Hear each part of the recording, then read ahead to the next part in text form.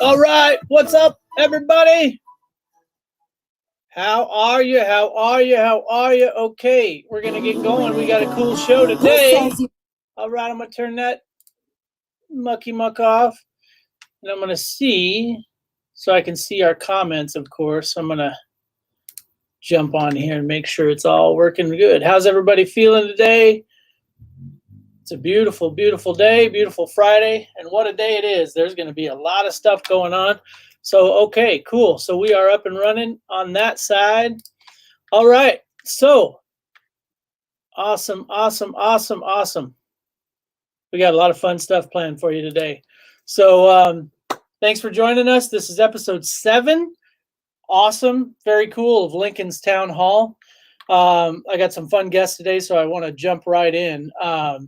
This is a really special treat because we've got one of my favorite Mexican food places in Lincoln, the owner, joining us. So yeah, I'm super excited about that, and also one of my favorite beers, one of my favorite breweries in town. They're joining us later, so make sure to stick around. Share the link as much as possible, so we can get the word out. That's the whole point of doing this. So we can really kind of help share the message. So, all right, I'm going to invite my first guest here. RJ Vega's in the house. Let me add him here. RJ, can you hear me, buddy? I can hear you. Can you hear me? Yeah. What's up, man? I'm doing well. Thank you. Thanks to everyone there at Red Rebel for having me. Yeah, I know you go, you bet. I know you go as RJ, but I see what's your real first name? My first name is Romulo. Romulo. Romulo. That was my That's what I daddy's was gonna name and call my you today. grandfather's name. Oh, really? It's your grandfather's name, really? Oh, Yeah. that's cool. That's awesome. Well, I was going to call you that today, and I even think I referred to you that in the post, so I might have to change that to RJ. I go by both, either or. Okay, cool. Well, hey, thanks for joining me today. This is kind of a new idea, trying to get the word out and talk to local businesses. So I want you to tell us about your business. Yeah. So Copal Progressive Mexican Cuisine. We're on 48th and Pioneers here in Lincoln. Yeah. And the owner is Rebecca Lopez, and she started Copal in 2015. She has a background in, well, she was here actually attending UNL to study some master's in business classes. Oh, cool. And then she was working in the restaurant industry just around town, different places. And she just noticed that while there's a lot of fine places to eat, a lot of good options, that the food options were barely scratching the surface of what the Mexican kitchen is capable of doing.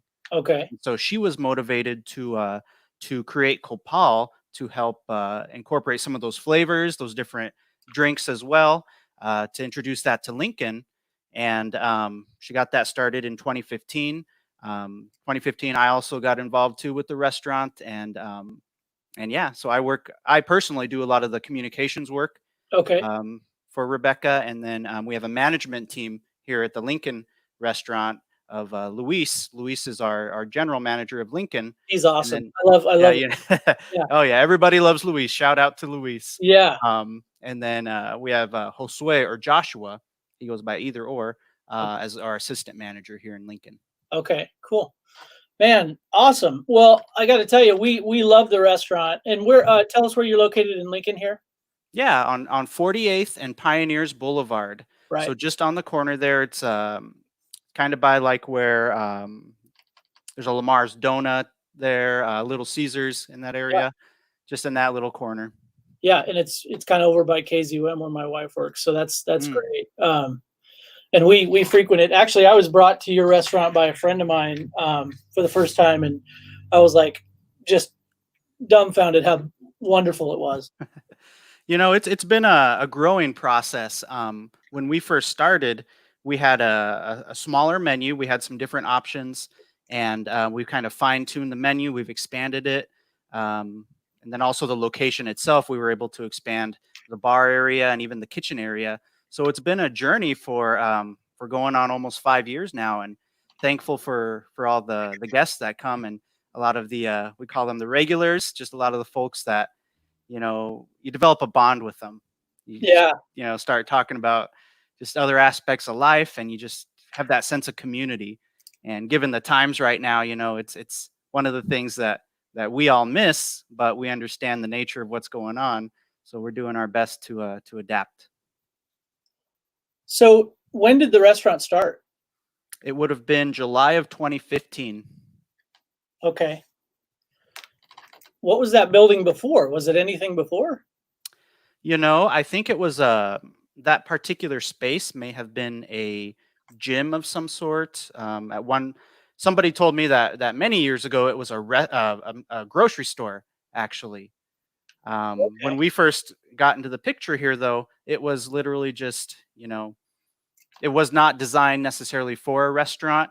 Right. So we had to invest a little hard work into making that happen.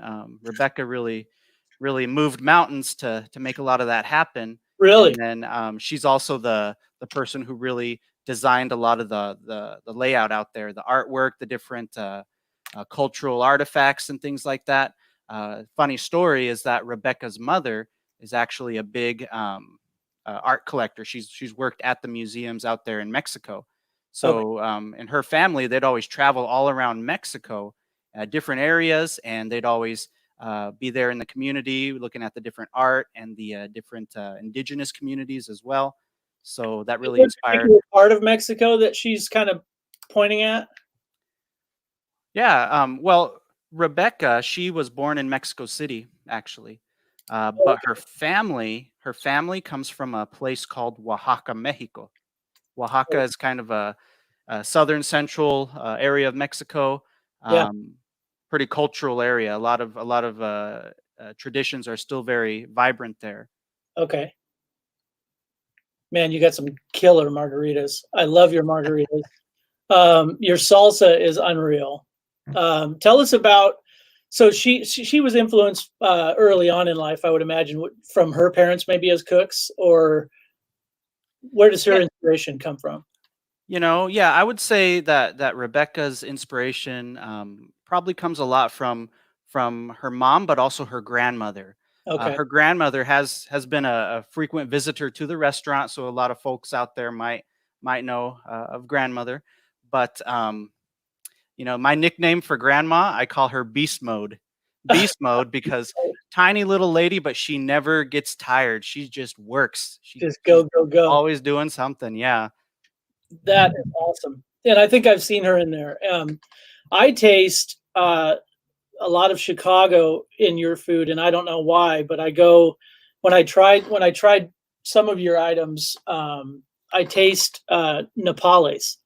And Hmm. I don't know. And I asked one of the fellas one time if you guys use a lot of cactus in what you do, and he said no. And I was like, how is that possible? I just taste that, and it might be a spice. It might not be Nepales, but it's Yeah. something very Chicago to me. I don't know what it is, but I love that because I love Chicago Mexican Oh, food. yeah, well, that's interesting that you say that. I mean, when it comes to Mexican cuisine, especially at a lot of the larger metropolitan areas, Chicago, Denver, obviously out in California, Yeah, Texas, yeah, there's different variations of different foods out there. gotcha. One of the things that Rebecca noticed and a lot of us noticed is here in the Midwest, there was a lot of more of what's kind of like the Tex-Mex style, which is Yeah, good. My mom's from Texas, and I grew up on a lot of the Tex-Mex stuff, so I right. love it. But Rebecca also made it a point to incorporate nopales or the cactus, or even she calls it an Aztec herb. It's Oh, called epazote. Epazote is used in a couple different entrees, and it gives it a little hint of flavor that maybe isn't too common in other places. oh, wow. Okay. So she is experimenting with some of those flavors and whatnot. I Mhm. just think it's a unique twist. It's a welcome twist from what Lincoln's experienced thus far. And I know Lincoln's had some incredible Mexican places. La Paz has been around for years, and Mhm. El Chaparro, some of these great Mexican places. But you guys stand out in a different way. Um, it's almost fusiony to me, but it's fresh and different and light. And I don't know. I find it unique enough to where you stand outside of the realm of these other Mexican places. And it's just a pleasure to have you on the show today. But I do want to talk to you about obviously what we're dealing with now, this COVID-19 business, and how everybody's all of a sudden a germaphobe, and that can really, man, that can really affect everything you do. So tell me, when you started to hear about this happening, what did you do? What did your business do? Yeah. One of the most challenging things about everything that's going on was the uncertainty of what exactly is happening, how can it be spread? Right, And it's just a part of that elusive nature of the virus itself. right. So immediately, Rebecca kind of got the leadership together, myself, Luis, and Josue, and started talking about, well, what happens if things pick up and, heaven forbid, we have to shut our doors. So we didn't really know what to do, but we made the effort to kind of jumpstart our social media efforts and do like a video and some promotions. Rebecca was quick to create a takeout menu Okay. that focused on some family meals once Oh, cool. things started to close down. Yeah. Obviously, the spacing of tables and where people could sit as things were starting to pick up speed with Right. that COVID. So, I mean, we were fortunate in a lot of ways that we acted quickly, but even so, this is a major disruption to how business is done. Yeah. Well, I've used your takeout, and I can say that you guys are actually uh, probably the most cleanly I've seen. Your workers have gloves on, masks on, and you brought it out to my car with gloves and mask, and it was for somebody who's about ready to ingest something somebody hands you. It was about as clean as it could be, and so I just love that, and it really brought me a sense of comfort, and then I can enjoy your food at home and then contribute to you guys, and in hopes that it helps your bottom line. And I know that as restaurants, man, when I heard all this news, obviously restaurants and bars, because I'm a musician as well, and I play at a lot of clubs, and so it was devastating. I mean, it's like, how can your back's against the wall immediately. So it was just like everybody scrambled to figure out a way to do it. Um, so it sounds like you guys came up with some instant ideas. What about your online presence? How did that change? Yeah, that's something that took a little work to get that get the app that was developed, the app for Android and for iPhone, as well as adding the online ordering feature. It was not something that we had previously. It's something we had always wanted to work towards, Yeah, but just the circumstances with COVID really made that a major necessity. So got we rolled that out, and there were a couple hiccups, in the first couple days, but we adapted, and now it should hopefully be a easier process to just place an order online, tell us when you want to pick it up.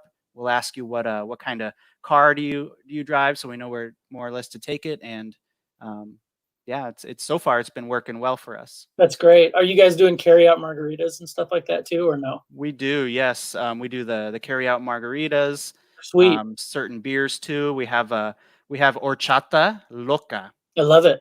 So yeah, it's Yeah, horchata is a traditional agua fresca, so it's kind of a sweet drink, but we add a special rum to it. it's like a So it's got rice, a nice, right? Yeah. yeah, rice, sweet rice water. Yeah. Oh, so you guys add rum to it. So for the loca, yeah, we got traditional, which has no alcohol in it, but Yeah. we have the horchata loca, Ooh. which is has a little rum in it. Oh my, as some might call it rum shata, but it's probably a spin on it. I know that's big with the college kids these days. But oh, that's incredible. My kids love horchata, and yeah, we that's one of their favorite drinks to get. It's a rice water type. I wouldn't call it chocolate milk or anything like that, but it's almost has like a cinnamon milk flavor. Yep, Uh, that's a good assessment of it, and it's I just it's love a staple, in Mexican food. Yeah, yeah, it's great. And I think you guys do something interesting with your corn. Is it sweet corn? Oh, for the like the rice and Yeah, you guys Mhm. give a nice portion of rice and then a little bit of corn, which you don't really see, but it's like it's a staple almost of like food trucks, like Mexican food trucks, like the rice or the corn on a stick kind of thing. Oh yeah, the elotes is Yeah, the which corn on the stick. Yeah, and yeah, we're big fans of that. But yeah, um, we incorporate corn a lot, and obviously the Mexican cuisine is very corn based. yes, Um, yeah. so we include it with rice and other entrees too. But yeah, I mean, hey, we're in Nebraska, the Cornhusker State, right? You gotta have it. It's great. I love that you do that, and you actually kind of make it extremely. I mean, it's almost like a roasted type. It's just incredible. I love it, and the sides you get are so good. Now, how have you seen the food ordering process change, or has it for restaurants that are ordering food from distributors and stuff like that? Has that changed at all? There's been Really? some extra attention needed with that. Okay. With regards to whether adjusting the numbers that we order, Right. adjusting some of the products, the takeout materials. Right. So it's been something that's required a lot of attention, Yeah. but distributors are working hard, and we appreciate the partnerships with them. That's great, man. It's obviously a big worry, when you talk about the food chain being disrupted in any way, and you start seeing a lot of these, meat packing plants being affected, and it just sends like a blast of paranoia over anybody that wants to order that. So Hmm. I hope that some people kind of pivot to the local farmer.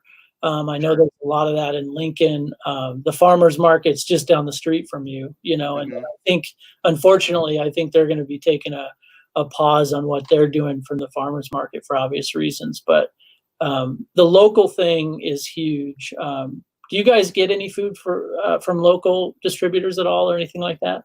Yep, Rebecca has worked with local distributors That's great. and local farmers. So yeah, Sweet, sweet. the big Uh, thing that she takes pride in is connecting with those local groups. A, because it's helping your fellow community, but also B, you get some fresh quality products too. No doubt, and there's a ton of them out there. I work with one called Lone Tree Foods. That's really cool. It's kind of the centralized hub they created. So it's all these farmers that come together and they can have one central place to where people can order. And it's a great idea. And I know that they've had to pivot too. I'd love to get them on the show and talk about Mm. how. Haven't talked to Justin Jones in a while about it, but they do some really fun stuff locally. And anyway, so yeah, so what else? What else can we? So I saw online that you were going to do some video work. I mean, this is kind of not really about your restaurant per se, but I'm curious because I Sure. friended you Yeah. recently on Facebook, and I was kind of like, "Hey, there he is," and I was kind of scrolling on your wall for a second, and I saw a video of you talking about how you're making kind of a personal pivot to do some video stuff. Tell me about that. I'm curious. Yeah, no, you bet. So this is outside of Copal and everything. This is my own project. So I'm launching. It's a media company, and it's through podcasting. So Oh, I'm sweet. doing a podcast called Quest for Fire, where we explore who we are and why we are how we are. Oh, So I that's plan great. to, yeah, talk to a lot of folks from different walks of life, get more personal, talk, vulnerability, and just learn about why we do the things we do. Those Oh, in wow. education, those in business, those as health workers. Yeah. So I'm excited. It's Man, that's super cool. yeah, You should team up with KZUM. I know that KZUM's doing a podcast series. They're teaming up with local people doing podcasts, so it might be another outlet for you to good. sort of another stem to where you could do that. Tell me about, like, personally, how did you get involved in the food industry? Personally, growing up, my parents did have a Mexican restaurant out in Kearney, Nebraska. Oh, no way. Oh, Um, you went s- to high so school? Is that where you're from? yeah, I was born and raised in Kearney. Oh, no Graduated way. That's Kearney great. High. Yeah. My wife's from Kearney too, so we Oh, okay. we actually play at the World Theater quite a bit, and Mhm. love all those people downtown in Kearney. They're just great folks. That's Oh yeah. awesome. Oh Good. yeah. So and that was when I was young. So I was kind of, you know, I had my mind on other things at the time, but I remember always being in that world. Yeah. Um, And then in 2015, Rebecca had the idea for Copal, and yeah, I mean, it's you could sense the passion that she had. You could sense the attention to detail. And so I said, okay, well, how can I help? So, whatever small contribution I made, I was happy to do so. And it just grew from there. So you were in Lincoln at the time? Yep. I went to eventually college at UNL, and then Oh, okay. lived in Lincoln. And yep. Gotcha. Wonderful.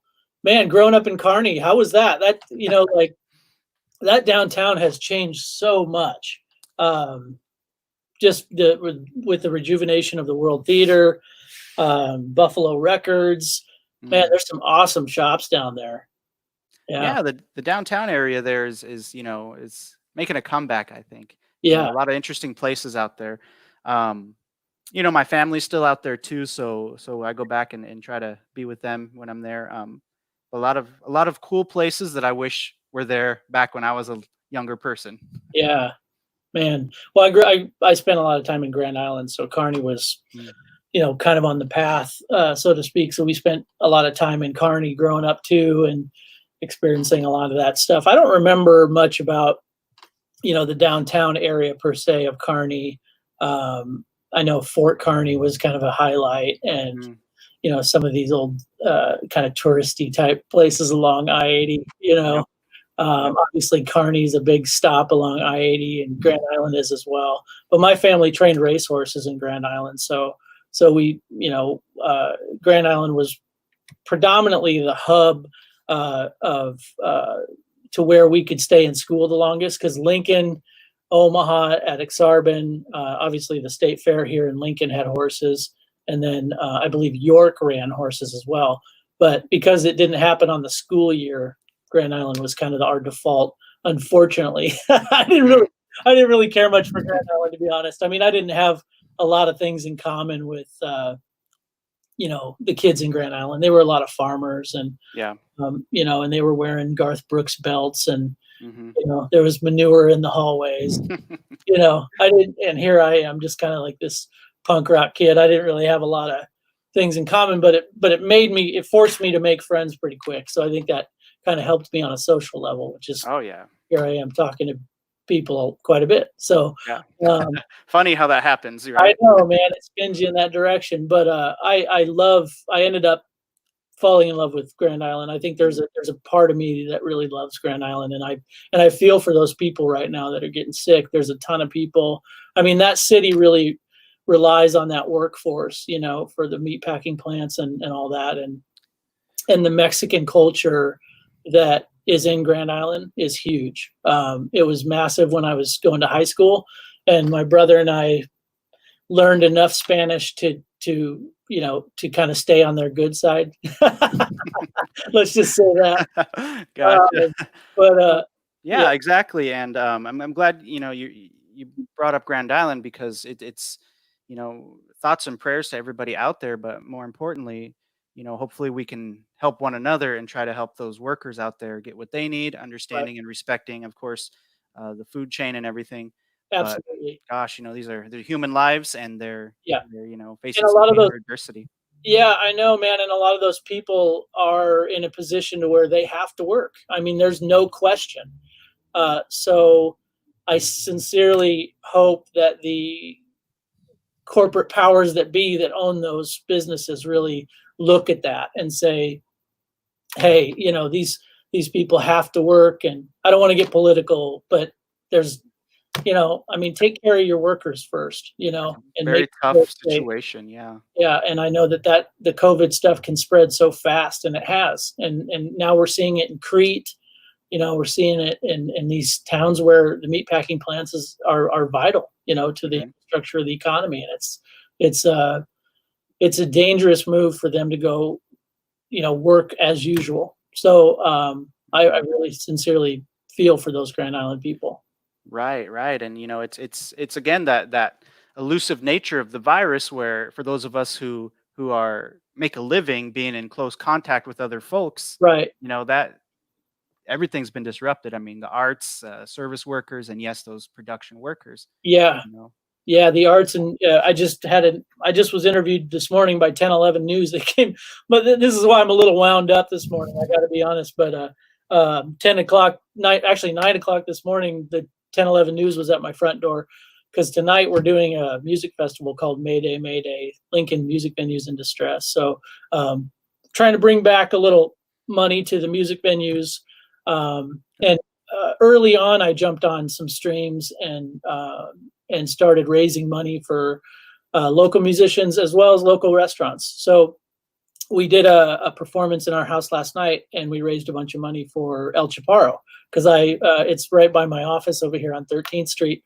So I frequent them a lot, and that family, talk about hard workers, man. I think it's something, if you own a business as a family, and you can attest to this, that it's your lifeblood as a family. And so you really commit and you work your tail off. And I see that a lot.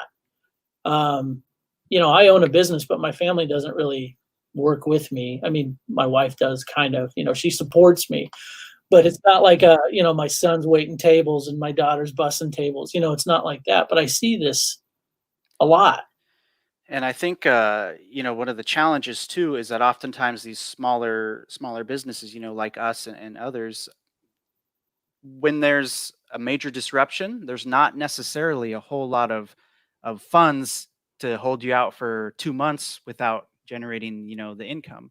So it's a very vulnerable place, and Right. when you got a family built around that, gosh, that's a very difficult situation. Yeah. And think about, obviously the workers too. In our case, at Copal, hats off to those who have really been flexible and patient with us. Servers and kitchen, they understand what's going on, but it hurts their ability to pay rent, buy food, and provide for whatever responsibilities they have too. Right. It's kind of an all around. Everybody's got to work together. So that was our idea last night. Is we raised a little money for some restaurants, and I want to do more of that. And hopefully, you and I can work together. It's really awesome to get to know you and meet you, and hopefully we can work together and do something like that for you guys. And I think coordinating the arts with the food industry and the entertainment industry in general, it's awesome, and it's a win-win. I mean, everybody gets the promo, everybody gets to tell their story, and and I think this is kind of the reason behind doing this too. This is the catalyst behind this, is that I think the more people are aware of who you are, they'll support you. Yeah, definitely. And hats off to doing this, because For sure. as somebody once things started to pick up and the revenue stream disappears, it seems like overnight, you look around and you think, what's going on? I'm in trouble. Me as myself, my person, is in trouble. But to hear, talking to other business owners that you have and hearing the strategies they're doing, that's very empowering. And that at least made me feel, hey, we're not alone in this. Yeah, man, I know, and it makes you feel like, hey, we're in this together. And I'm so happy to hear that people are making the quick pivot to change their ways, and and I hope that you guys are seeing success from it. Has the carry out stuff kind of been working out for you guys? It's we're grateful for it, and it really, it almost makes you want to cry, just because you see folks going out of their way in the community to support local businesses. Right.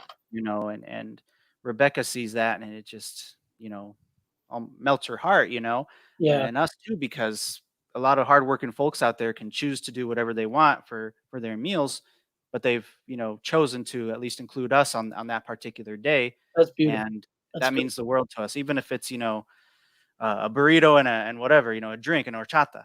It may not be the biggest ticket in the world, but all those little tickets are helping us, pay our bills, and at least try to sustain what's going on. Yeah, that's huge.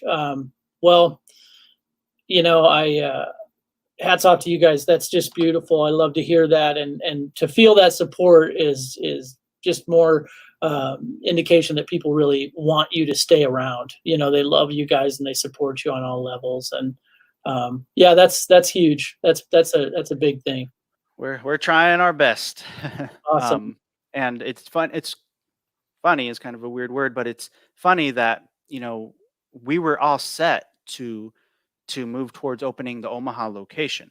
Oh, right. I wanted to bring that up. I wasn't sure if you could talk about it or not. Yeah, and everything was the trajectory was there for us to open.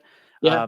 To open by now, we would have been open, and we would have hopefully worked out any little kinks as we get into the flow of everything to be all ready for Cinco de Mayo. Oh, wow. Yeah. And so with COVID disrupting everything, that really threw a wrench into so many things. You got to contact distributors, you got to still Yeah. pay rent. So that's been a big source of focus and attention for Rebecca. Really just trying to manage that. Just so the viewers out there know that Copal was looking to expand to Omaha. They had another restaurant that was about ready to open, and that's amazing that you were going to try to hit Cinco de Mayo. That's beautiful. But So that was our goal, and again, we had to adapt. Yeah. So Copal, Omaha, the Omaha location is there around the 129th and Maple okay, area, okay, and then our goal is to open very soon that Omaha location, cool. using the model of the carry out takeout service, Oh, great. and we're gauging how we can safely, if things open up and whatever, we're going to pay very close attention to that. Yeah, See how some limited in dining opportunities, but we're still exploring that particular component. But yeah. for sure, carry out and takeout and everything. It's not ideal to open a brand new restaurant and then just start just offering carry out. Yeah, That's a blade in the back, man, isn't it? But yeah. you got to Oh, do yeah. what you got to do. I mean, it sounds like you've already established a location and you're paying rent, and so you're already kind of, Oh yeah, the machine was already humming until things happen. So wow. Well, that's really exciting to hear that you were in a place to expand. I think that's incredible. That's great.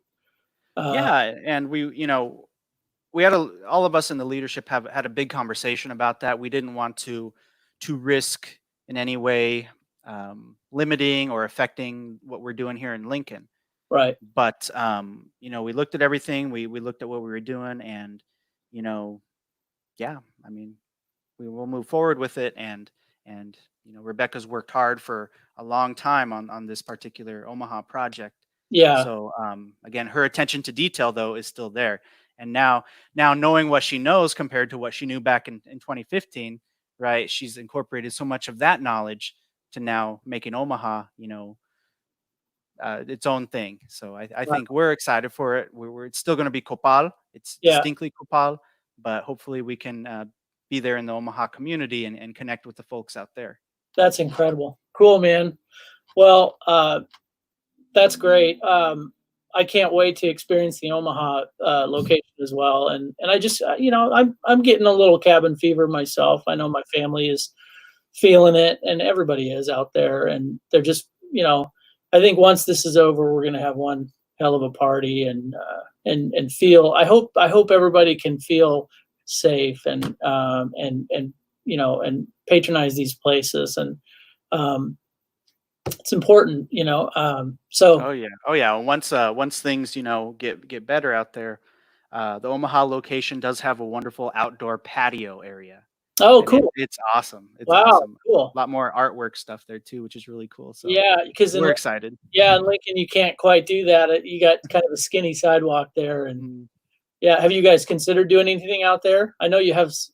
We looked at it. We seriously looked at it, and we were kind of there in between renovating that little outdoor area Yeah.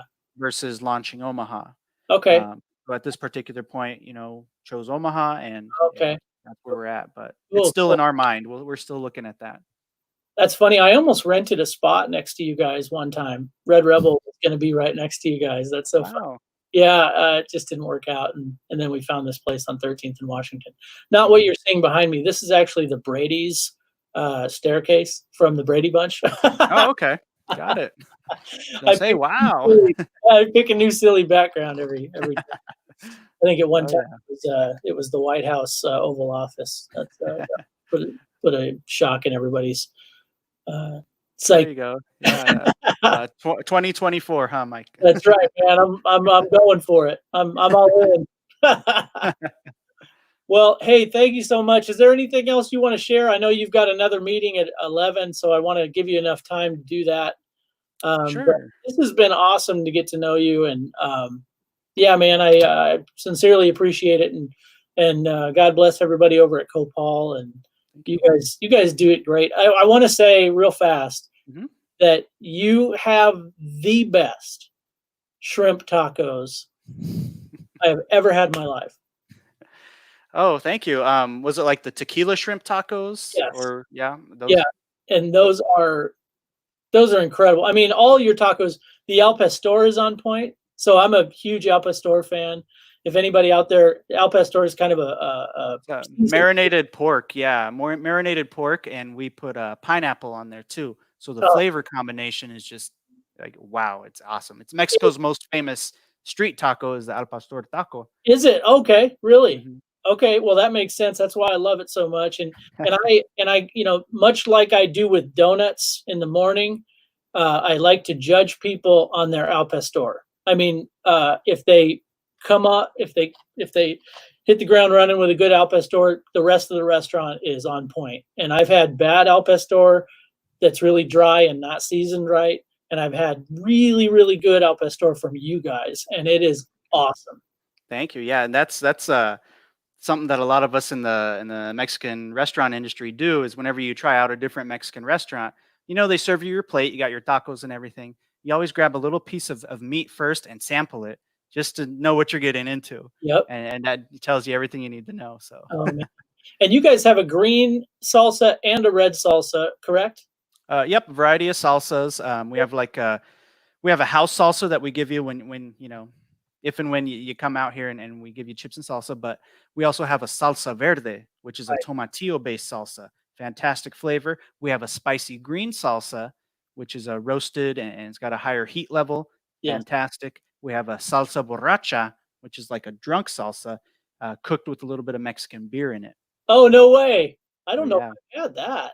you have Is to that try it. like, We have salsa flights that we offer. oh, maybe Um, that's why I haven't had it. Okay, I'm gonna yeah, try that next time. That sounds really yeah. good. I Oh didn't yeah, know it was salsa flight. That's really cool. yeah, Well, I know your definitely. selection of tequila is on point too. Otherwise, we wouldn't come there. It's you have a great tequila, and that's another thing that you have to have for a good Mexican restaurant. Have you tried the mezcal? I have, and it's Not everybody's cup of tea. it's not. But if you like the little oak, kind of the oaky, if some people out there are Scotch drinkers, Mhm, it's got that sort of like similarity to peat, which mhm, is in Scotch. And I'm not a huge fan. I can drink it, and I think the really good ones have less of that. I think mm, there's a hint of it, but in my opinion, too much of that kind of turns it into a Scotch, and mhm, I don't like too much of that. mhm. But yeah, my favorite is just the clear Patron. I'm a Oh, big yeah. Patron guy. Yeah. Oh, yeah. No, definitely. And kind of that aged, oaky flavor that you're referring to, that is more of a European influence on the mezcales, Oh, whereas, the more natural stuff won't have as deep of a smoke flavor to it. Still yeah, has some smoke in how mezcal is prepared. yeah. Now, one little insider tip that I like to give, mezcal does have a little hint of smoke. I love the mezcal with a drink that's called the paloma. Paloma is a grapefruit juice cocktail, Oh, uh, served oftentimes with tequila, but we can have the option to put mezcal into it, and oh. and the balance of that flavor with the salt rim out of this world. That's my go-to. They should name it the Romulo is what they Yeah, should do. rum. You taking full credit. What is the name of that drink again? It's called paloma. Paloma. Paloma. Is Yep. that with a P or a B as in boy? P. P. Yep. P. Paloma. And, Okay. yep. All right. Wow, Paul. man. That sounds incredible. Awesome. Oh Well, yeah. man, I tell you what, you've got me craving tonight. So Yeah, I might have to sneak away. We've got a busy evening with the music festival running all evening, but man, Good. awesome! I can't wait to try some of that stuff again. So, Definitely. anything else you want to give us, buddy? This has been Yeah. Yeah. Appreciate the opportunity. I guess final thought is that Cinco de Mayo is coming up. right. We're gearing up for that. We have our family meals and everything. We got some 32-ounce margaritas that for takeout that without the ice. Big So goal. it's some potent stuff, so you can kind of make it to your liking at home. Uh, So I invite you all to check us out for Cinco de Mayo. If you're yeah. looking for some margaritas, we got the house, the mango, and the strawberry margaritas to go, as well as that horchata loca and even some Mexican beers. Oh, awesome. So, yeah, So, definitely. so I'm looking at the website here, RJ. Mhm. Is this order online the best way here? Yeah, I mean, you can order online. You can download the Copal app. Okay, That's a pretty easy way to do that if you're comfortable with the technology. Or definitely give us a call. Give us a call, and our people would be happy to get something going for you. Let cool. us know what time you'd like that order, and we'll do our best depending on the chaotic nature of the food industry. Right, we'll do our best to try to meet that time. Absolutely. And you guys did a great job. Actually, I ordered at 10 after 7 and I said, is it possible to have it done by 7:30? And you guys knocked it out. So Good. I thought it was super smooth. The payment was great. Everything was smooth. And I got a receipt via email right away. I mean, it was just a great system that you set up for yourself. So I think everybody's going to find comfortability in using your system. And Thank you. Yeah, and if you're enjoying the app or the online ordering, maybe next time you're able to see Luis. He was really the lead on getting that all transitioned and set up and everything. nice. High fives to Luis. Yeah. Tell him we'll be in soon. He knows Good. my buddy and I. We come in and you know, I won't say we raise hell, but that's pretty much what we do. Yeah, and I will say we ordered from you guys the other night, and I was alarmed at the bag of chips we got. It was like immense. It was huge, and I think we still have half of that left.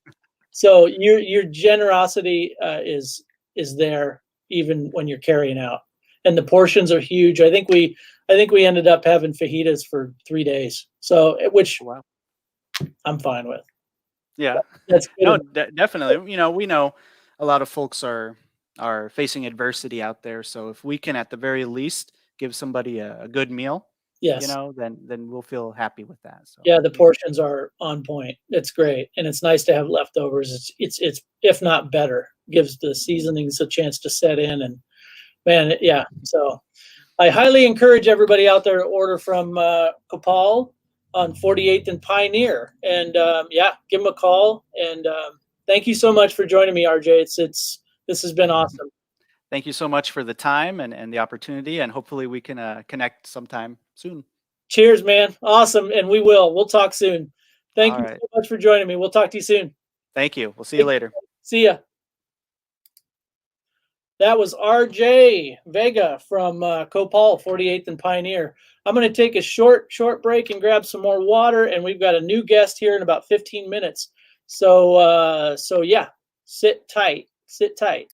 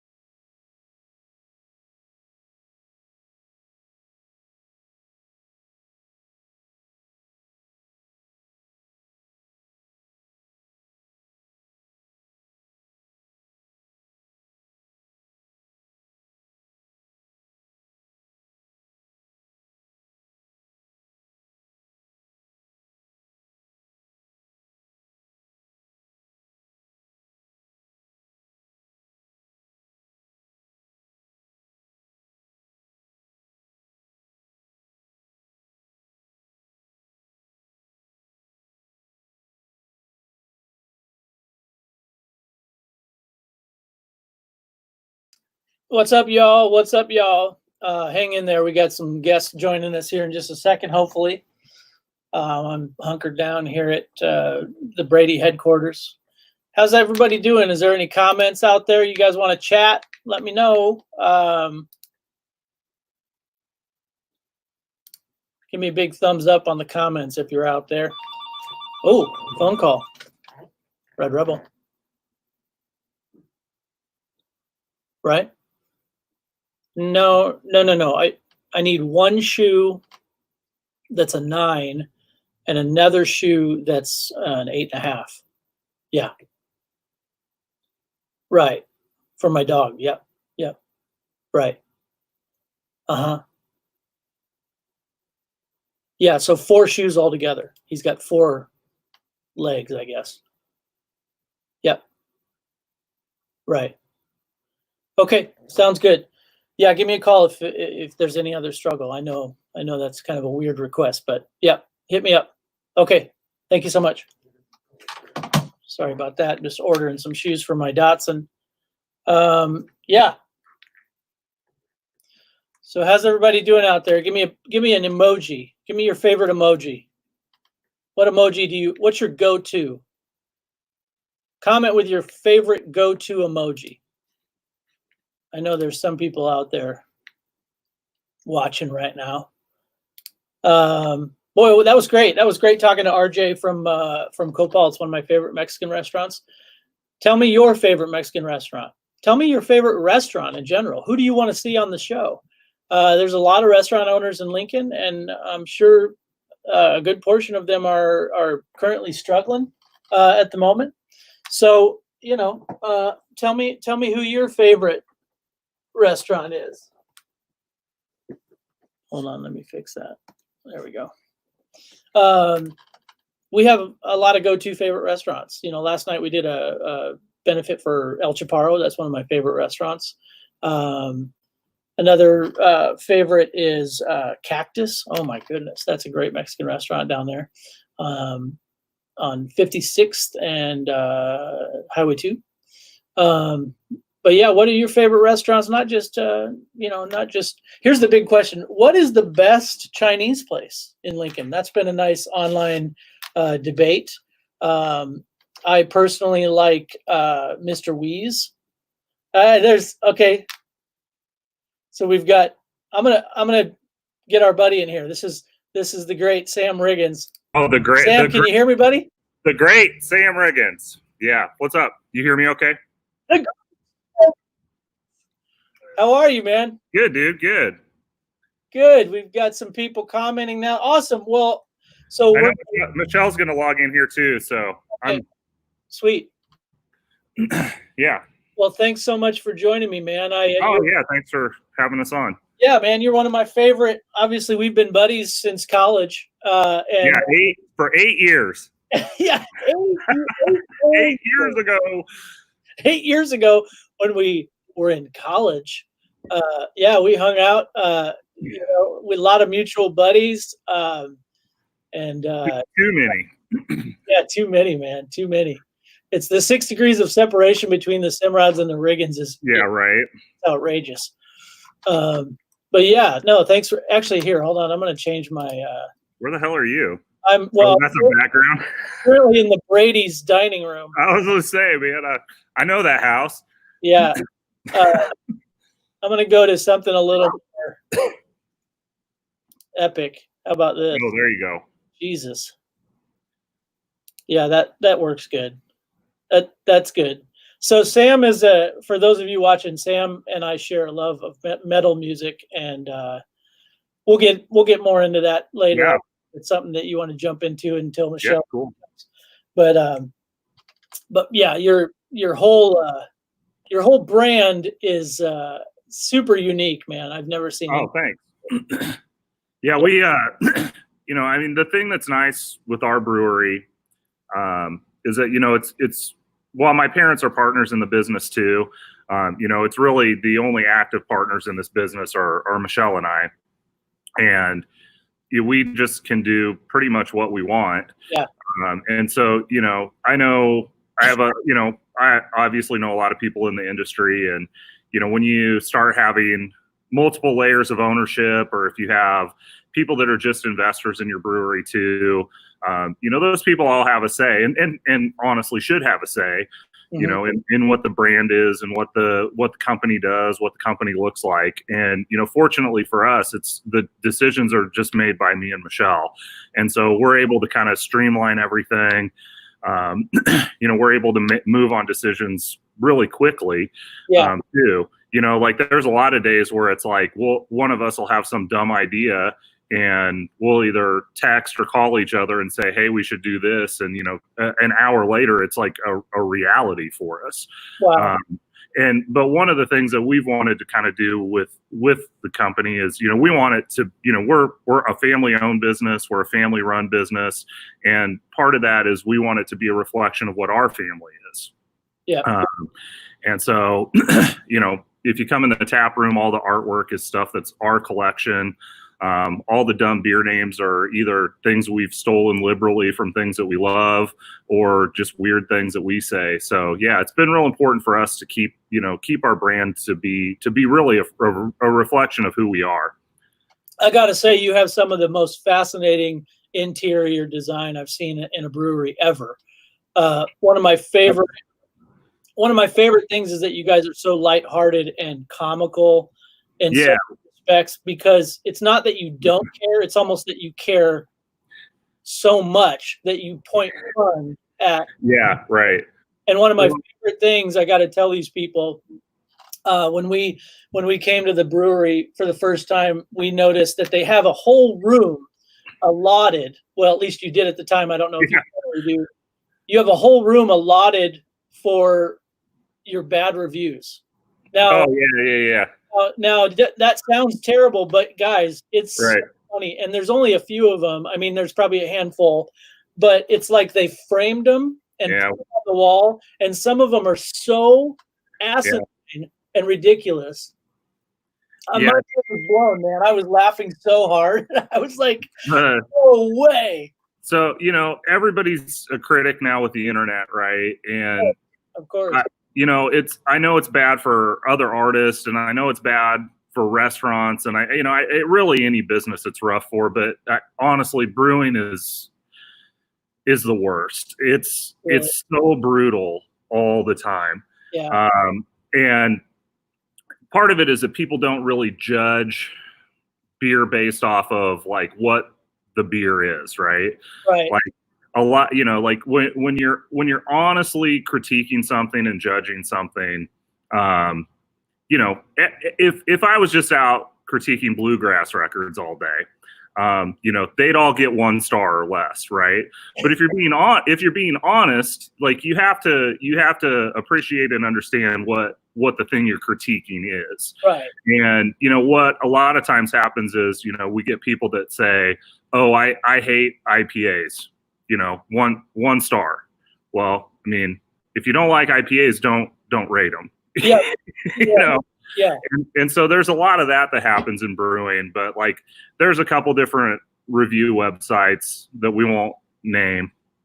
But things just get really brutal on it. And if you take it too seriously, I mean, you know, and sometimes it does get under your skin, especially when you're new.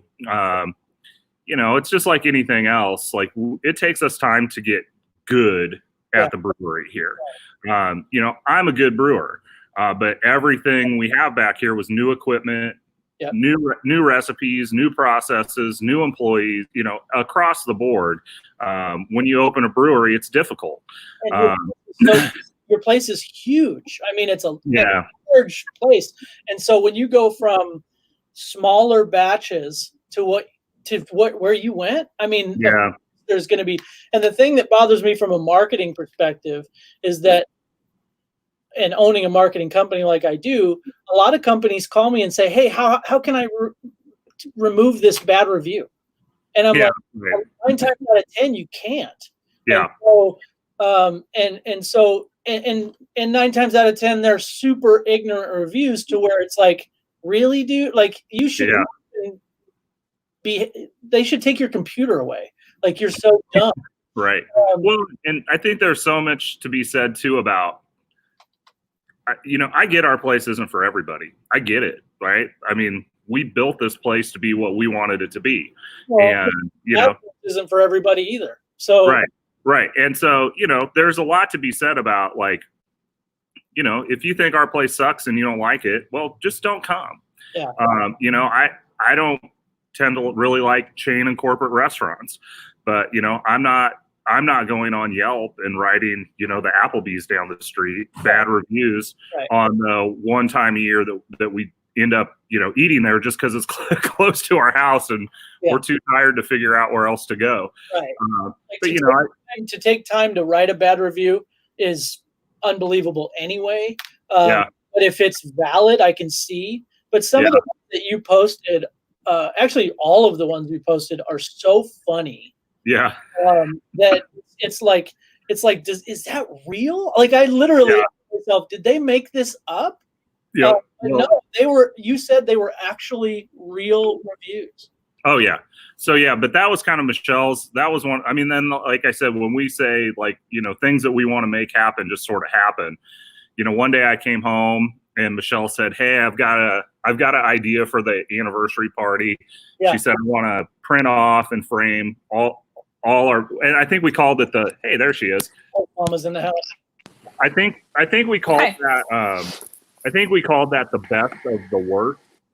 And, she had just said, "Hey, for the anniversary party, let's do this, we'll frame all our bad reviews and we'll put them up and people can go in and read them and check them out." And, I thought it was hilarious. And everybody that came in and saw them thought it was hilarious.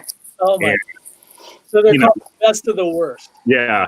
And, like owning your own business is difficult and hard and stressful. And when you can take things that, are honestly just shitty things that people do, and, do upset you, and turn it around into something that's fun and positive and, a joke, it makes life a lot better. Well, you guys just have a way of, Michelle, thanks for joining us, by the way. Sure.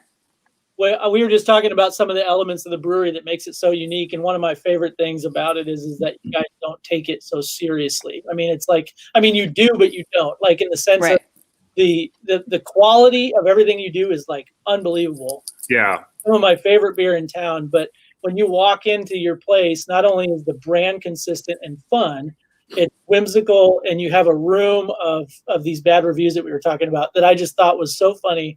It nearly buckled my knees. I fell over laughing so hard.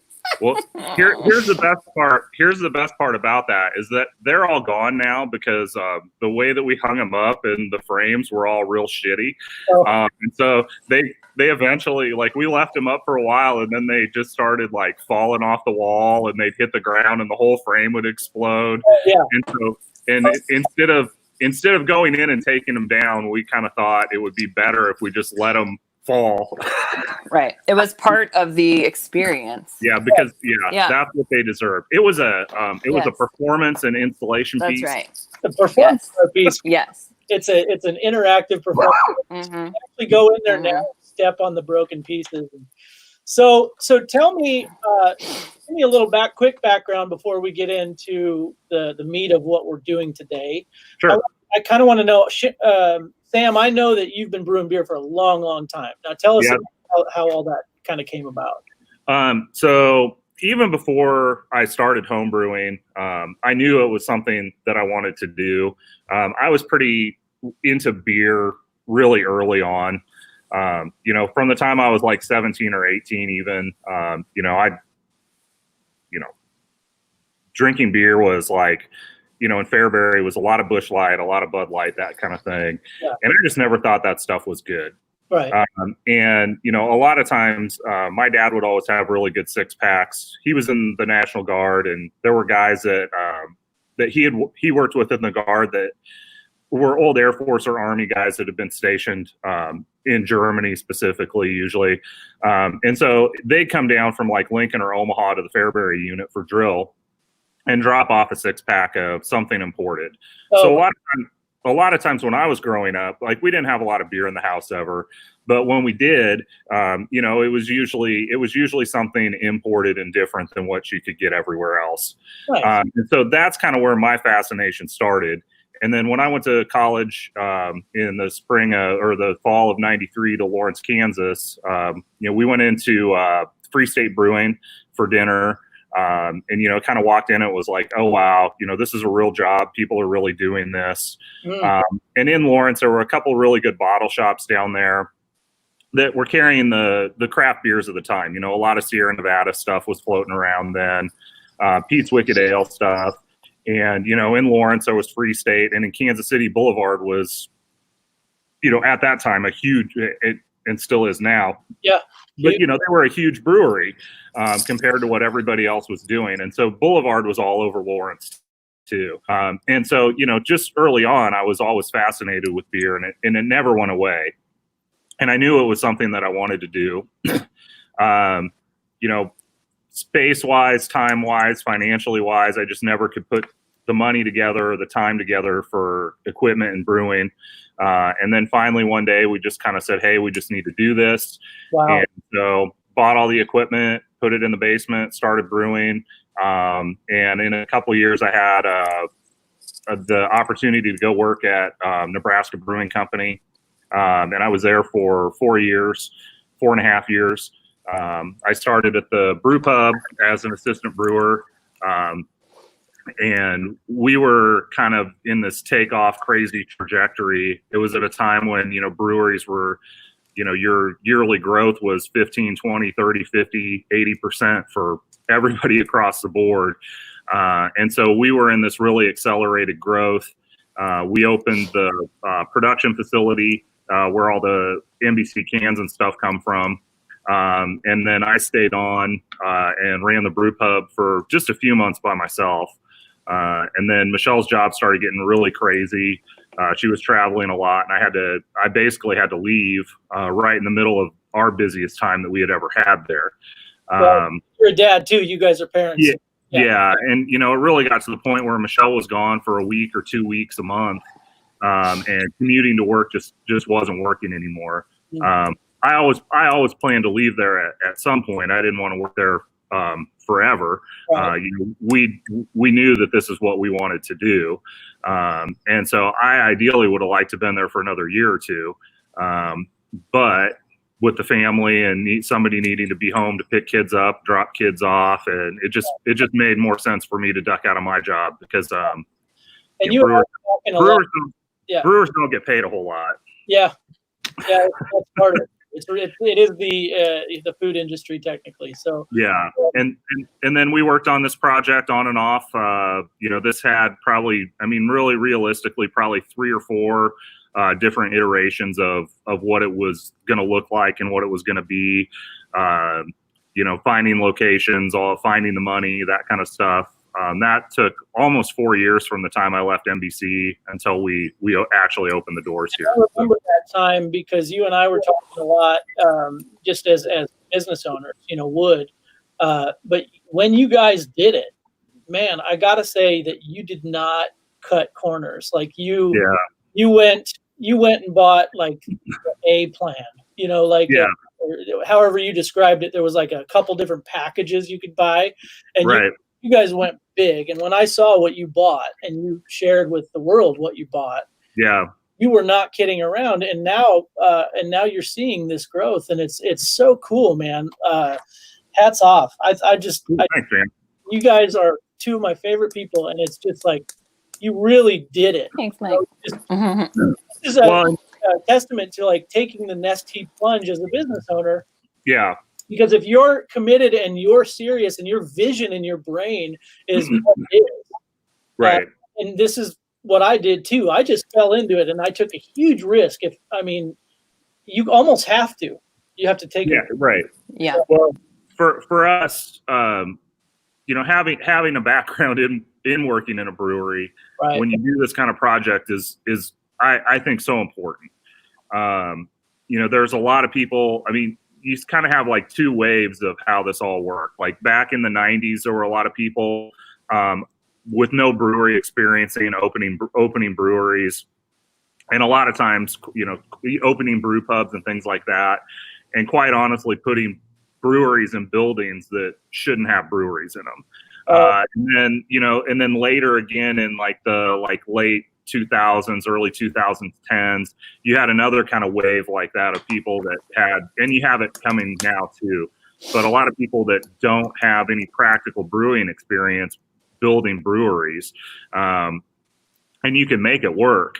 But when you have the background in it, when you understand why something's set up where it is, when you understand why there's so much space between something, when you understand how much space you really need, because that's one of the things that people underestimate all the time in brewing is just how much space you need. Right. Just for example, just like having a properly sized service cooler for your bar or tap room. Right.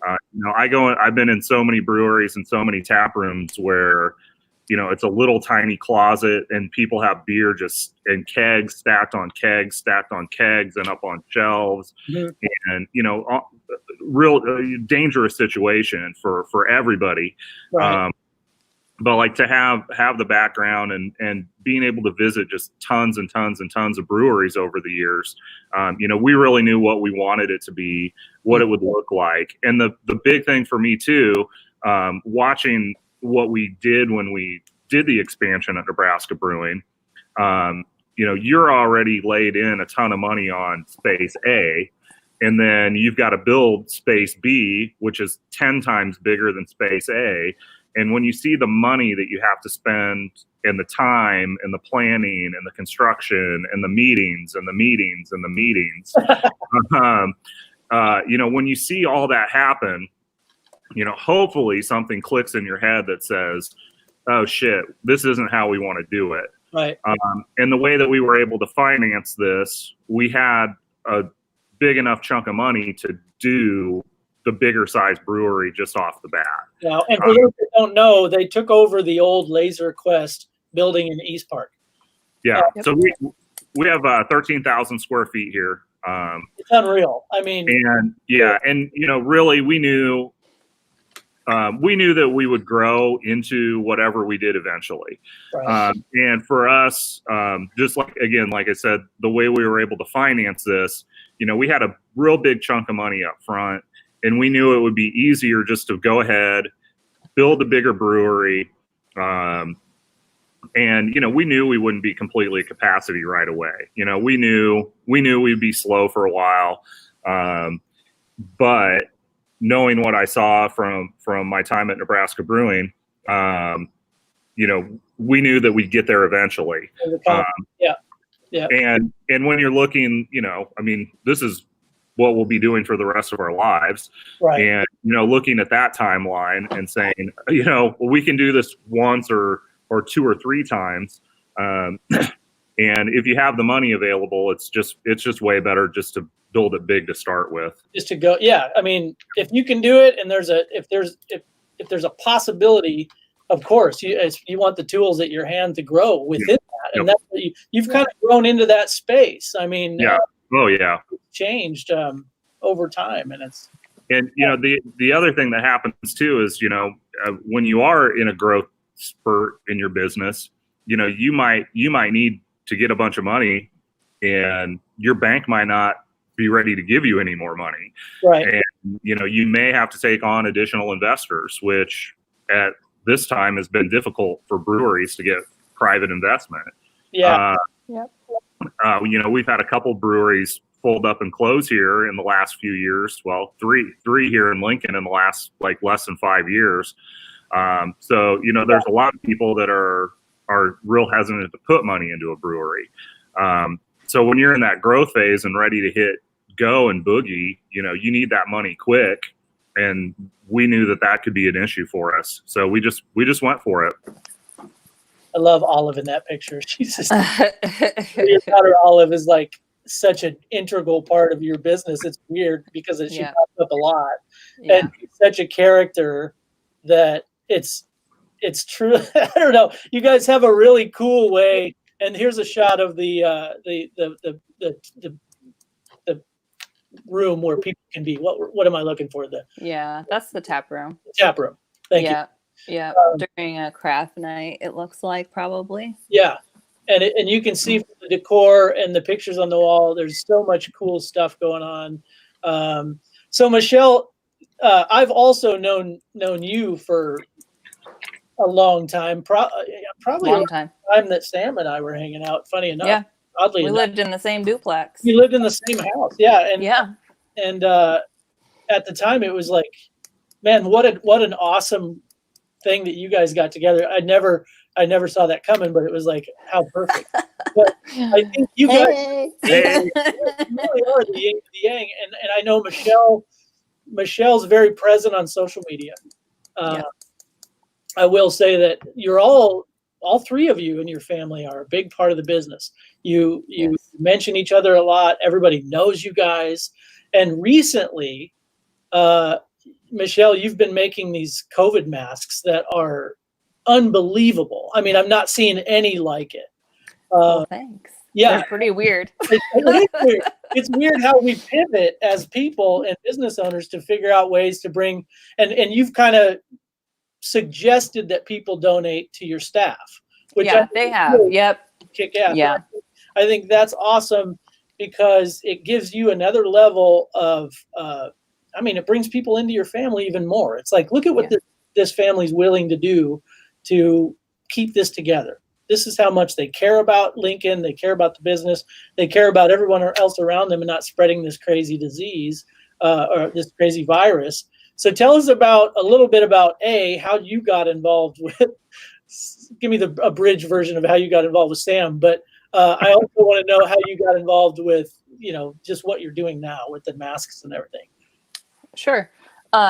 So Sam and I met through mutual friends At a party. at a party. Nice. So didn't get together at that time, but a couple of years later we did. Cool. It wasn't a and- couple years. It was like a couple Like- months. Well, it wasn't that long, but so anyway, Sorry to put you on the spot like that. I didn't. oh, it's fine. So we have been together though for how long now? 17 17 years. years. 17 Wow. years. Incredible. So, I think for us in the brewery and why we're so present is because that's what it's about for us. It really is about it's us. It's who we are. It's a reflection of who we are. It's really about, we want to share that with people and we want to be present and be a part of the experience. When we first started working towards getting the tap room put together and really like, what should it be? What should the aesthetic look like? It just made sense to us and sort of came naturally to have it really show who we are. If you came to our house, you would, understand that the tap room isn't a very far stretch from what our house looks like. It's all very personal. All the items that are in our tap room are really personal to us. And we want to feel comfortable and at home when we're there because we spend a ton of time at the tap room. And also sort of showcase a lot of what our friends are doing. We've got a ton of art up from friends of ours and musicians and, show posters and set lists and those kind of things. And all those things really, really mean a lot to us. So it was important to have all of that in the tap room. And I will say that during the holidays, as you can see, you guys do stuff that brings community in such a fun way. And it's not just a one-off. Like you're really consistent about it. You do fun things to bring in not only people who want to drink beer and enjoy your product, but you're also very family friendly. Which kind of contradicts your brand in a little weird way. Of what the quote unquote norm would be. But as a father myself, I feel completely welcome. Not only just I'm a little biased because I know you, but if I didn't know you, I feel comfortable coming into your place. And like, these people are awesome. Like they're doing community like fun games on the internet. They're doing fun things to bring people in for different craft projects. I don't know. It's just Yeah. super cool way of way that you've managed to bring kids involved. Say, bring your kid in. It's Yeah. night tonight. You know. Well, I think back to just it being, really the core of Cosmic Eye is our family. And so, bringing that to the front of all things that we do. So we have kids. We know that, when we go to places, when we travel, when we go to other breweries, our kids are bored, honestly. They're ready to go. Right. So it sort of made sense to, what do we want it to be? What experience do we want to have? To build, there's Chad. Awesome. His LinkedIn shirt. So great. But it made sense to build that experience out into what we do every day. So we have family events. We do craft nights every Wednesday. And, you see not just breweries, but a lot of other places. So doing sort of, something to bring people in. They might do bingo. They might do whatever, karaoke, those kind of things like once a week. Right. To us, like, it just didn't feel like us. It didn't feel like something that, right, I'm into, Sam's into. Like, I don't want to do that kind of a thing. Right. So we wanted to do something that sort of more aligned with sort of the vision, right? And we're creative people and felt like we should be able to expand on that. So that kind of the birth of sort of craft nights and family days and those kind of things just sort of came naturally, because it aligned really well with what we were already doing. So I love having those kind of nights. It's really cool to see people come in. We have a ton of regulars that come and do that stuff, and they're even doing it virtually, which is super cool right now. So we're still trying to continue that every Wednesday, and nice. So you got to have folks come in. Tell me about this. That's a good one. I saw this image. Hold on just a second. Red Rebel. Hello? Yeah. So, right. Yep. Yep. Uh-huh. Okay. Sorry. All right. It's okay. I'm on the phone too. Oh my God. I get like 99% of my phone calls here. I sit and joke with them. So I mess with people so hard. It's amazing. So this photo came across the internet the other day, and I laughed so hard. I was like, pretty good one. And this is like one of 100 maybe of different designs you've made. So tell me about it. It's just incredible. So this one specifically, our friend Neil. So Neil and Sam have been friends since childhood. Yeah. Little Neil kids. Neil was my best friend growing up, and we've known each other for probably 41 years, 42 years now. Yeah. Oh wow, cool. So I have been making masks, really kind of promoting that through the brewery. We were having people just email me and letting me know how many masks that they needed, and then we were just sort of doing a free will donation. So if you had money to give, if you wanted to donate to that employee pool, we were taking funds for that. Okay. And so I made about 400 masks doing that. And then we ran out of fabric basically. And so I said, that's it, I'm done doing that. But now I sort of would prefer to get creative with it and like the liberate. Yeah, not just be making the same thing over and over and over again. Yeah. So I started making sort of these weird masks that I felt like really were more what I wanted to be doing. So I don't think the mask thing is going away probably anytime soon. So I've just started making a ton of weirdness. That one was a Tiger King version. There's a little brocade action so if anybody's going on. Out there watching now, which they are, can you tell us how does one get one of these from you? Sure. So you can message me on Facebook or Instagram. Not through the brewery anymore, though. And I'm trying to really keep it to a minimum. So most of these that you're showing now, I only have really limited supplies for. So usually I'll post and say, I've got enough to make 5 of these or enough to make 10 of those or whatever. So yeah, that's the Tiger King version. There's another really great one right before that. Let's see. Oh, So did I miss one? I don't know. Let's keep scrolling down. Oh, There you go. That's the good one. That's Wow. a real good one. Yeah. that. Little crotch action for you. Yeah, and this has really been about you bringing some more commerce and more funds back to your staff, which yeah. I hope it's working. Are you guys accruing some funds there? Are you bringing? Yeah, we raised about $2,000 with that first grouping of masks that I made. And so we were able to divvy that up between our employees, and we divvy that up between all of the employees, not just the current ones that are taking shifts and working, because we do have some folks that aren't taking any shifts right now. Gotcha. So we just divvied it up between everybody. So it was great to be able to do that. And even if it wasn't, a ton between all of them, it was, something that, hopefully helped. Yeah. Most of our employees have second jobs, and they're continuing to. We're the second job. Yeah. Right. So they have first jobs for the most part. Yeah. Right. And they've kept those jobs, right? And have been able to keep hours and whatever at their day jobs. So all of those people have given up hours to others that didn't have a second job or didn't have the capabilities to continue working at their existing jobs. Right.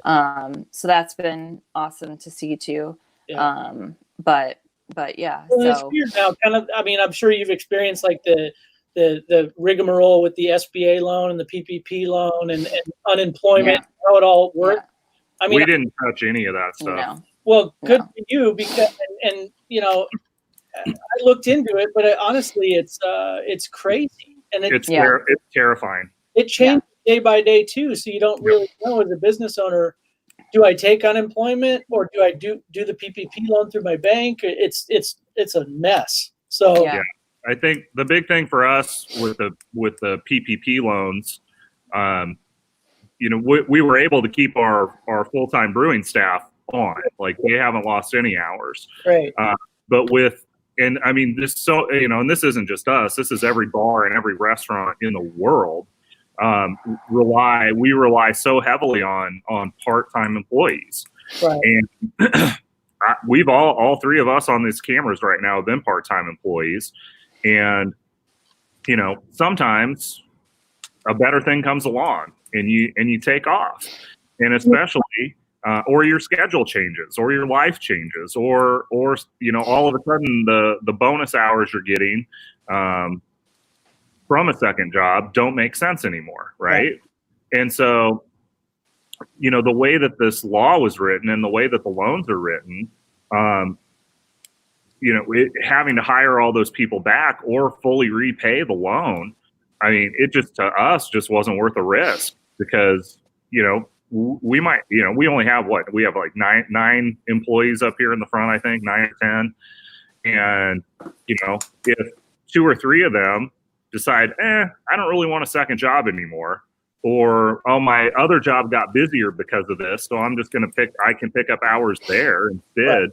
And, all of a sudden 3 months from now or whatever, when we'd have to pay back tens of thousands of dollars in loans, just was absolutely terrifying for us. Well, and the whole thing is cloudy for me, because some are forgivable, some are not.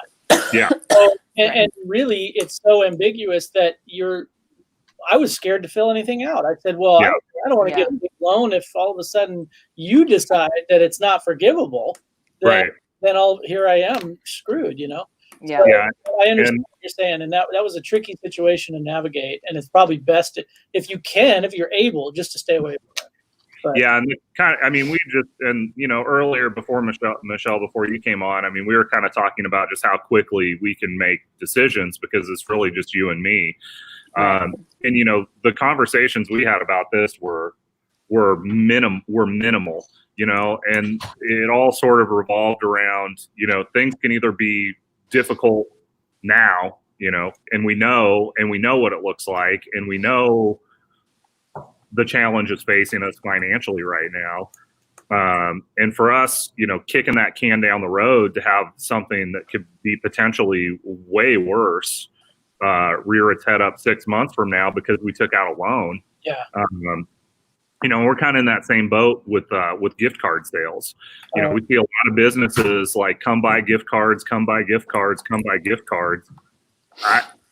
We're doing okay, and I don't want you to buy. I don't want you to buy a gift card from us, because my fear for so many businesses, you know, if we're down for another 3 weeks, Right. which I think is potentially, you know, even longer. You know, all these people that are buying those gift cards are going to want to use them. Well, yeah. And they're going to And want all at the same time. It's like, Yep. Yeah. And they're all going to show, you know, and that's just the way it works. Yeah. And everybody's going to show up on the same day with the $5,000 in gift cards you sold or whatever. And then all of a sudden you thought you were going to be in a good place again because Right. you're open. Yeah.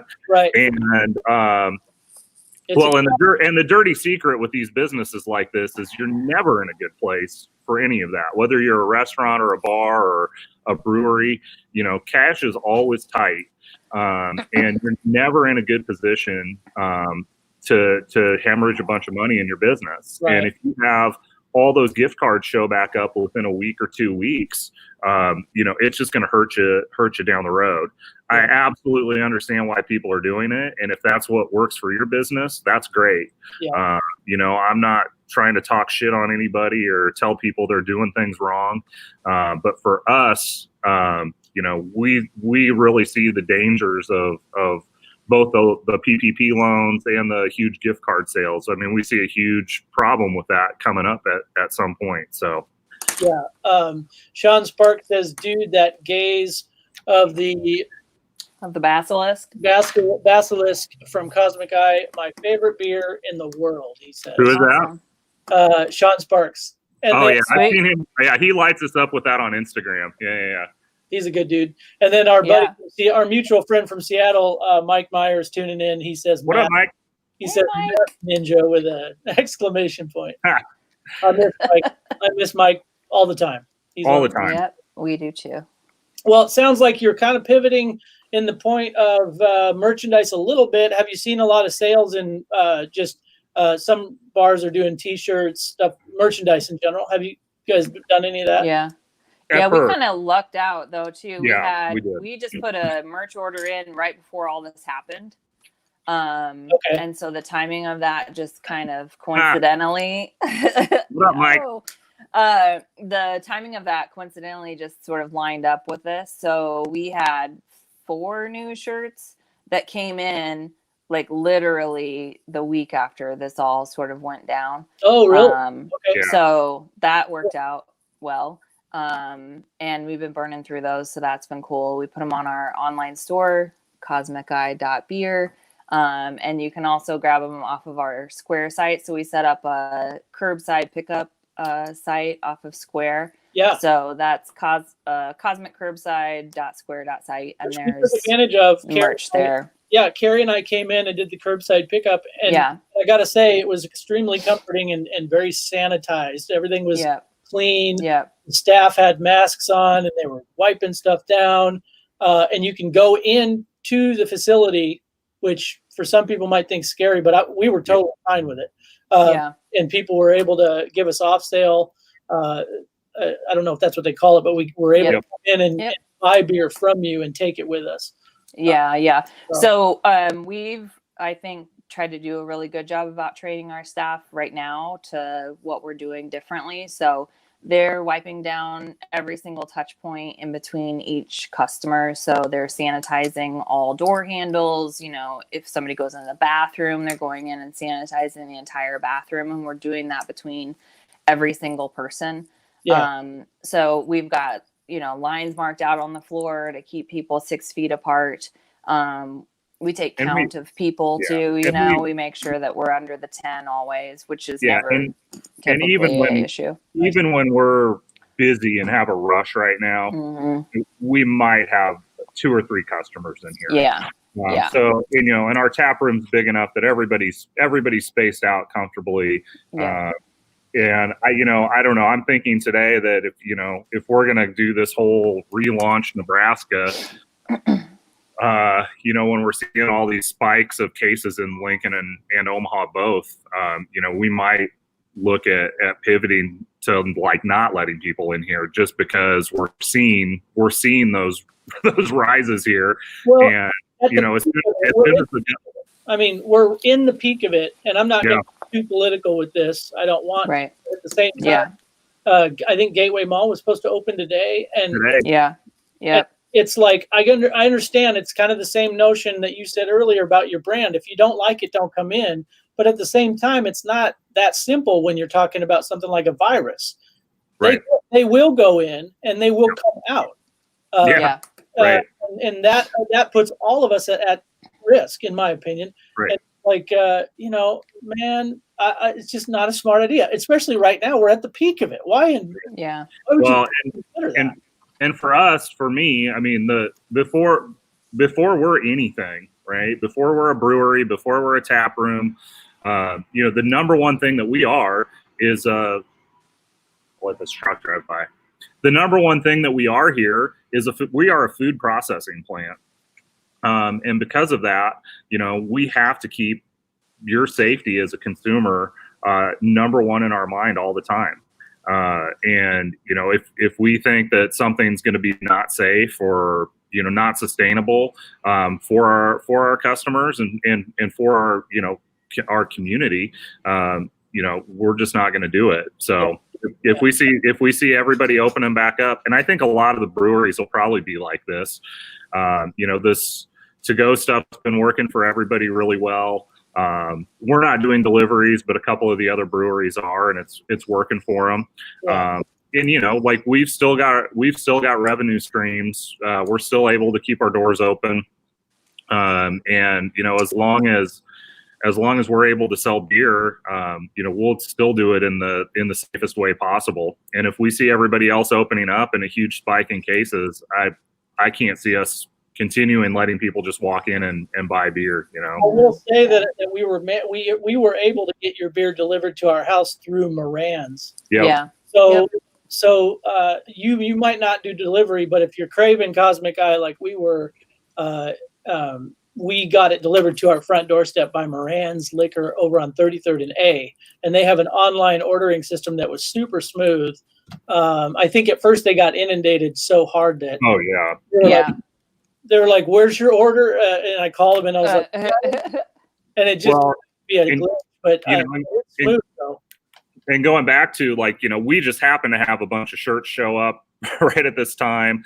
We would just happen to be getting ready to open our online store for all that stuff. Moran's just happened to be getting ready to roll that all out when all this happened. I mean, that had been in the works for a while. Good. And they just happened to be ready to go with it. I mean, to the day, to the day. Yeah. Yeah. And they even, because of the glitch, he threw in a bunch of extra beer, and I was like, "Oh my gosh!" Like They're we good had dudes. Yeah. Yeah. They're super good dudes. a box show up. I mean, it was like a heavy box, but it was great. I mean, just to know that you can get your beer delivered along with some of the other breweries' beer that Moran's breweries was super cool.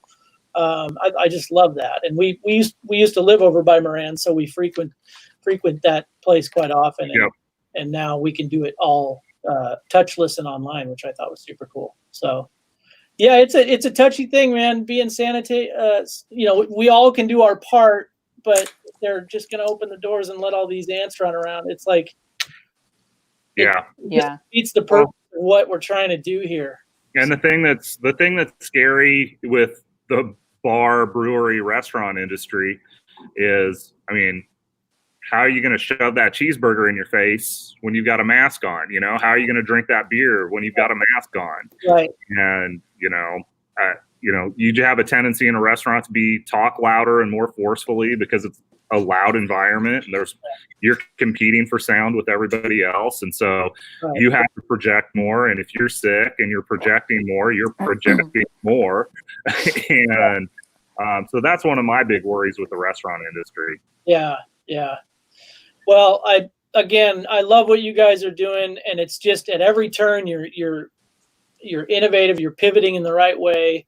You know, how many total beers have you brewed? Is there a count? I lost count. We're between You want me to tell you? between pilot that, because we do little, we still brew on my homebrew system here, and just do like little 12-gallon pilot batches. Oh, nice. We have batch 32 of that in the fermenter right now. Okay. And then on the big brewery, I don't know, we've probably done something like 65 or 70 different beers. Nice. That's amazing, man. And the names are incredible. Like you mentioned earlier, you might think they're dumb, but man, people have their favorites, and people, they're so funny, and they go back to relating to you and your brand. And I know when you first cracked this to me that you were going to base it all off like your favorite metal bands, and you were going to kind of let that seep into your brand. At first, as a marketer, I was like, man, I don't know. I instantly questioned it, but now I stand corrected on everything I may have said at that point. You've done it, and the brand works because it's you. And right, yeah, right. And that's why. And again, if you're committed to that as a business owner, it's going to work. Right. Because it's a reflection of you guys, and it's done well, and you work your tail off, and it shows at every turn, man. I just And I think, you know, early on, we'd have a lot of people that would be like, oh, I don't want to go there. That's some metal brewery. And like, you know, the music that we generally listen to, and especially what we play here in the brewery, you know, we're not into a lot of like screaming nonsense, you know, so we're not running around like blasting grindcore and like, you know, just insane death metal and, you know, pig squeal, Cookie Monster vocals all the time. You know, our focus here is, you know, while a lot of the stuff we play here is like kind of fully in the like doom genre, you know, we're playing a lot of like classic rock stuff here too. You know, we play a lot of Black Sabbath, and really anything that we're playing in here, and a lot of the music that we listen to at home too is like all based off kind of that like spin-offs of Black Sabbath. So, you know, we're interested in things like melody, and we're interested in, you know, riffs a lot. It's got to be riff driven. Well, I know you're a guitar player too, so you know that again parlays into who you are. Yeah, right. As a collector of pedals and guitars and whatever else. And right. Yeah, when I walked in there, I didn't pay it any mind. I was like, yeah, this is a mathy rock song, you know, just like background music at the bar. Yeah. I didn't instantly get this like, oh, you know, like when he walks into a metal concert. It's not like that. Right. And I think a lot of the stuff that we play too, like if you're not paying attention to it, it really just kind of fades into the background for you. You know, it's almost like a, you know, low comforting dirge kind of sound if you're not paying attention to it. So, well, again, it facilitates your brand, and that's what I love about it. Cookie Monster vocals, LOL. Yeah. 67 unique beers. That's by like the way. a thing, man. What'd you say? I'm sorry. 67 unique beers. Oh my since God. opening. Wow, crushing it. According to my Untapped. The Untapped. Oh, okay. Yeah. Well, together you guys are a great team, man. I think so. She's the I captain think of your so, too. bottle, man. There's no question, and it works, and it's just great. So, anything else you want to give a shout out or say anything? Soon, I will say soon, we've got to get all the Nebraska brewers on and talk to them collectively. I think that'd be cool. Yeah. I mean, we just want to thank everybody that's still coming in and supporting us, you know, like it's been surprising, honestly, you know, like, we know we've limited where we're going And we're trying to get out and support people that in the places that we like. Yeah. But it's just been the response, and part of that goes back, I think, to what we set this up as. We set this up as a community space. We set this up in our own neighborhood. And first and foremost, no matter where we ever send beer to, the most important place to us always is this room and this tap room. Yeah. And people know that we're in their neighborhood. And I think right now, I think it's always been a part of our success, but I think right now, it's really what's been saving our business is that we are part of the neighborhood, we are part of the community, and people know that if they don't come in and help us out and support us right now, that when this is all over, we're not going to be here. So, we're really thankful to everybody that's coming in and still buying our beers, whether it's here or at package stores or the bars that are open selling off sale. Wherever you're buying it, keep doing it. Awesome. Yeah, love it, man. Cool. Anything else, Michelle, on your standpoint? Nope. I second that, and keep order online. It's a really easy way to do it. For masks, it is accruing some finances for them. Those masks are just incredible, man. They're just great. So keep sewing, keep the needles going, and keep the beer flowing, man. So much love to you guys, and you can if you want to see dumb shit every day, you can tune into my Instagram page. Oh my god, I forgot to tell people about this. Yeah. So how many now are you up to? 40. Today will be 42. 42, yeah. So what he's doing a chug a day. It's like, dude, it's incredible. Hashtag Fang Foam. Yeah, Fang Foam. He's only cut himself twice. That's pretty amazing. So he's shotgunning beers every day for 42 days. You've been doing it. Yeah. Wow. Unbelievable. We've also inserted my other stupid hobby, which is pocket knives. Yeah. And so I've been, one of my friends was like, my friend Justin from Cigar City was like, he's like, hey, you should start showing the knives you're using. So I was like, okay. Good idea. So every day, I'll either chug it. If it comes in a can, I'll shotgun it. If it doesn't, I'll just chug it. But yeah, today will be day 42. Every day with a new knife somehow still. Man. Now Michelle really knows how many knives I have. Yeah. Oh, I know. She already. With my guitars, Carrie will know. Yeah. Where'd this delay pedal come from? I have 4 sewing machines, so it's fine. Yeah. Do what you want. So yeah. And generally on those, we'll do I'll show what beer we're doing. I'll show the knife I'm doing. A lot of times, we'll either do a shout out to a friend's business, or if I'm wearing band's t-shirt, we'll shout out to them because usually it's somebody we know or are friends with. And so speaking of that too, on Sunday we're doing our Facebook Live with our friends in the band Spotlights. We'll talk to them 1 about o'clock Central. Right? Yeah, 1 o'clock. I think we're gonna go 12:30 because Chris has another interview. 12:30 Central. Yeah, so Chris has he's a big hot shot, so he's got some other interview too. So okay, cool. What's your Instagram handle, dude?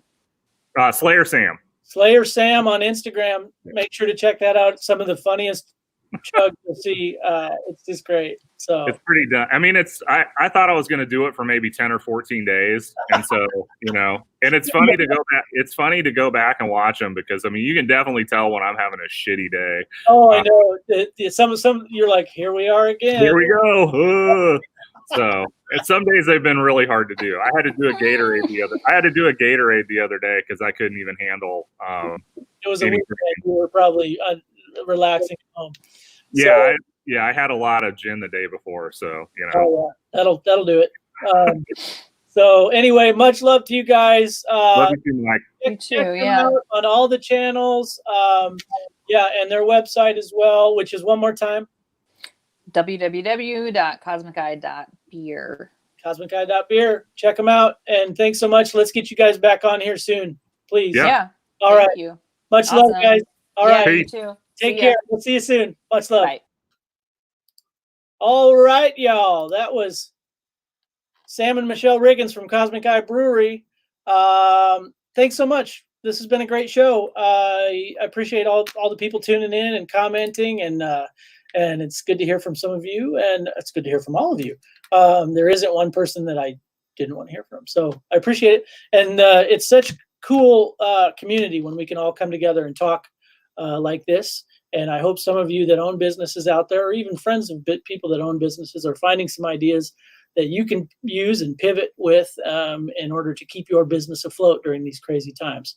So sending love out there to everybody tuning in today, and I appreciate you. Visit our Instagram handle at Red Rebel Media for more information, and of course redrebelmedia.net is our website, and we offer all kinds of services locally, including podcasts. If you need help getting up and running, let me know. I will be happy to help you. So on that note, I send a big goodbye. Happy Friday. Enjoy yourself. Be good. Love each other.